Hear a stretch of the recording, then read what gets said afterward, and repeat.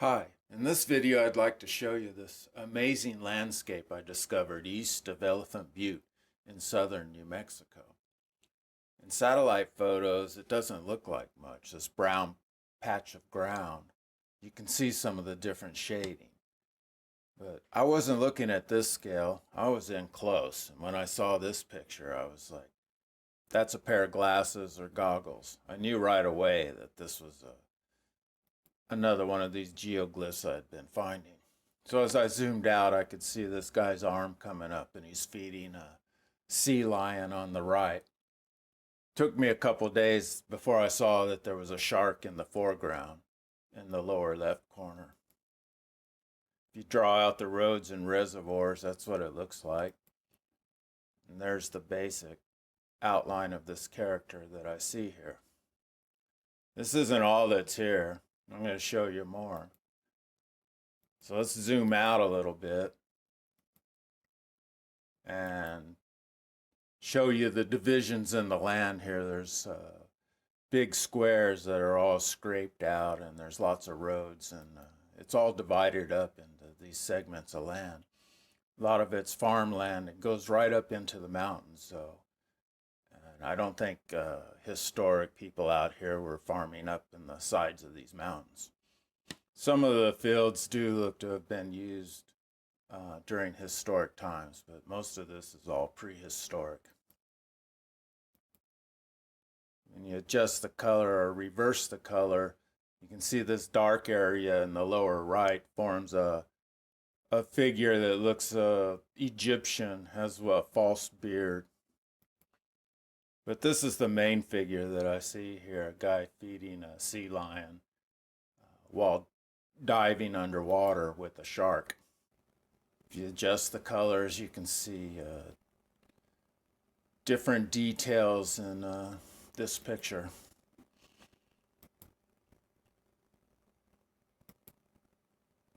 In the various colors. You can also look at this in another way, as a guy with a breathing device.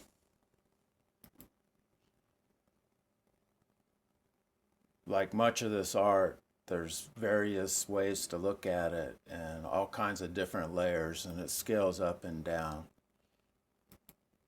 And it's all purposely done to do that.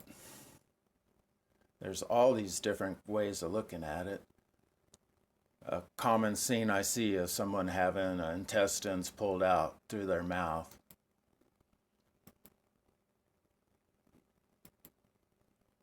And whenever I see rectangular shapes now, I'm looking to see if there aren't crosses, because I've found Christian iconography in several places now. Different ways to look at it. This one really stands out as a crucifixion to me. As I was pondering how these dark areas were made, I remembered that on the East Mesa of Las Cruces and on A Mountain that there are acacia farms that are dark like this and also form elements of glyphs. So I believe that this is possibly acacia growing here. It would be an easy thing to check. And now, after going out and looking at a lot of these things, I'm beginning to wonder if our entire pattern of vegetation out here isn't a product of these prehistoric people. If you turn it around, again, you're looking down on a cross. There's probably various ways to look at it, but I do see maybe a figure like this. Zoom out, you can see other faces. Different patterns in the landscape. If you draw them out, you start noticing different shapes. If you zoom in close, all the little variations in the landscape form glyphs. And then there's a pretty obvious owl right in the middle of this picture looking right out at you.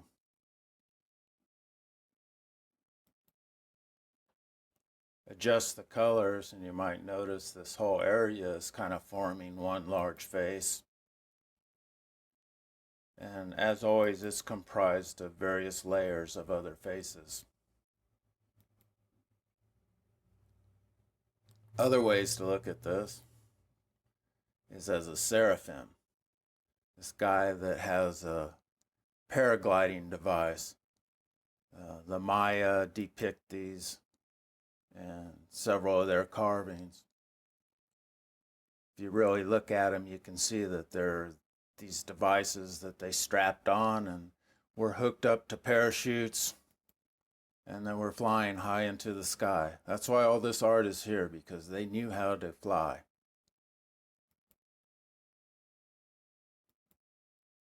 Another way to look at it, this face, kind of might wonder about that, but when you look at a postage stamp view, you can really see that that indeed is a face. Let's zoom real close now. Look at it in a different way. All these little dark areas, they're dug out so that vegetation is growing here.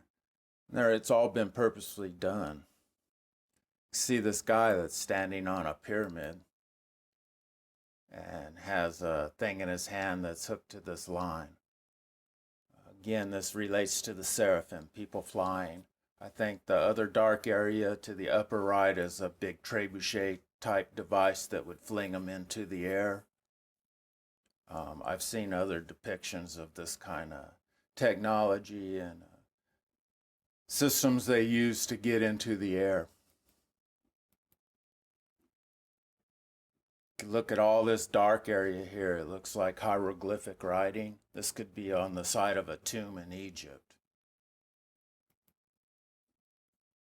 Again, all this dark area is purposefully made. It's either hills of dark material that have been left in place, or it's areas that have been dug out so that the vegetation grows there. It's pretty amazing.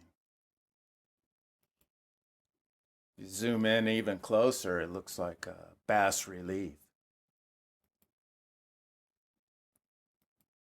And I see this weird creature, a guy looking in his mouth.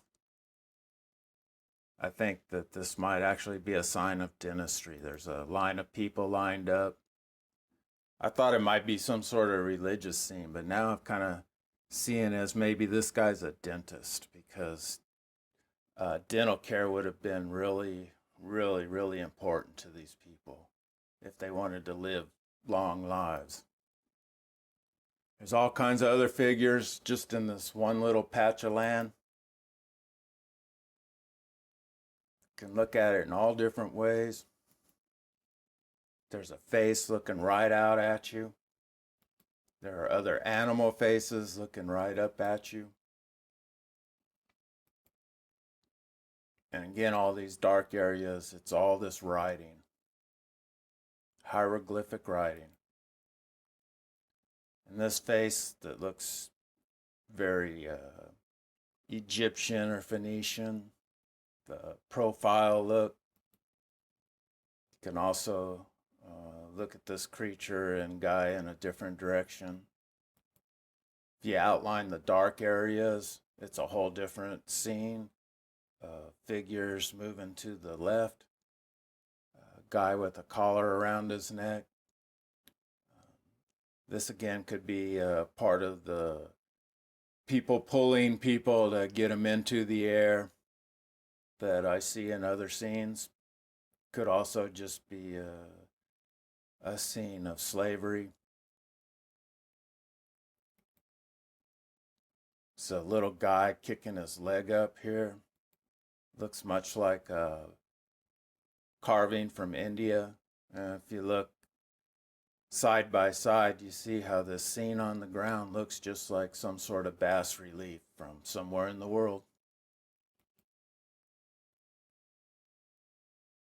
Incredibly complex, and this is just a small part of that whole scene. Just the colors in other ways, so it's softer. You see insects. In this case, I see sort of a hybrid insect guy throwing something down on this other guy, a figure on the bottom.